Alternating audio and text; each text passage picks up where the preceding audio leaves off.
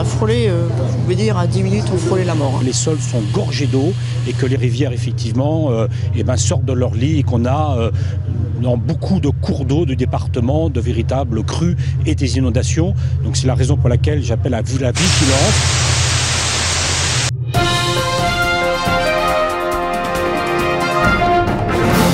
Bonjour, Audrey Le Bailly, ici au lycée Paul Langevin. Il y a eu une inondation, nous allons essayer d'avoir des informations. C'est très sérieux. Moi, je suis encore plus sérieux que... Comme vous voyez, nous évacuons toutes les salles, car en bas il y a 2 mètres d'eau.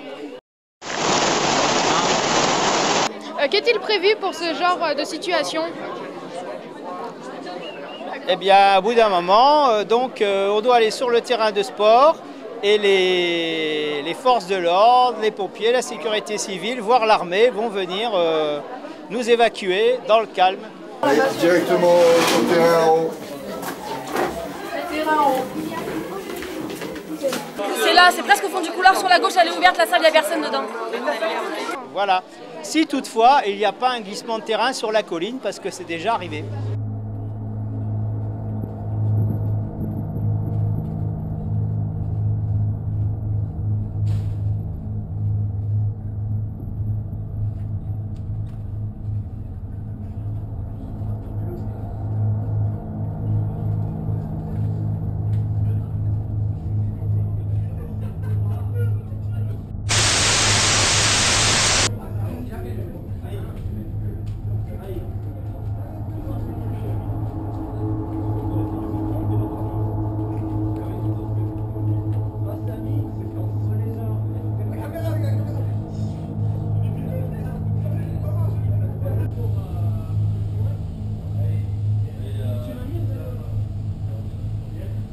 Vous n'êtes pas trop stressé par rapport à cette inondation?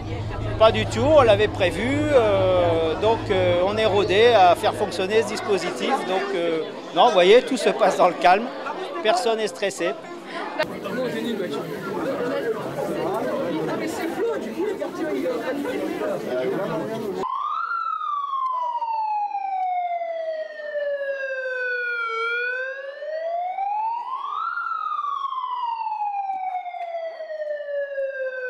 Une classe s'est fait noyer, une prof a évacué les élèves par en bas alors qu'il y a 2 mètres d'eau.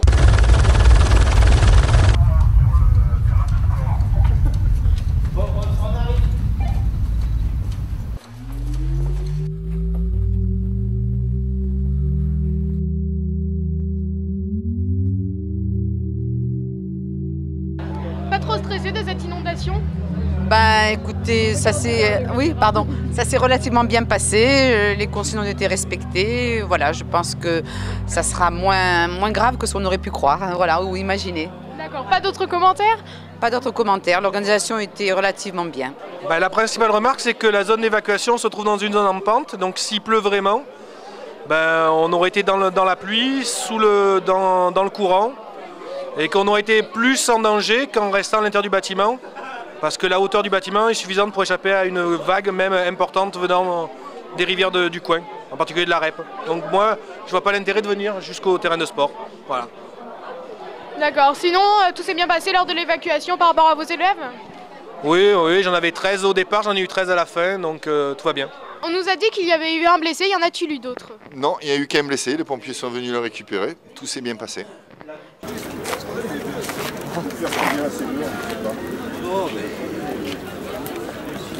Qui a-t-il eu comme type de blessé? Alors, une luxation de l'épaule gauche, donc rien de bien grave. Un élève qui était connu pour ce genre de problème-là. Donc les pompiers sont venus le récupérer, l'évacuation s'est bien. Alors l'objectif d'un exercice de confinement est en premier lieu d'essayer de voir si l'ensemble des personnes peut être mise en sécurité et en sûreté lors d'un événement majeur. Ça c'est le premier point. Le deuxième objectif c'est de faire le bilan et surtout un appel exhaustif de l'ensemble des personnes saines, sauves, blessées ou, et surtout ça c'est important, disparues. L'exercice a été effectué parce qu'il y a un an, Draguignan et sa région vivaient une catastrophe climatique, un événement cévenol. Et le bilan humain a été très lourd et le bilan matériel aussi.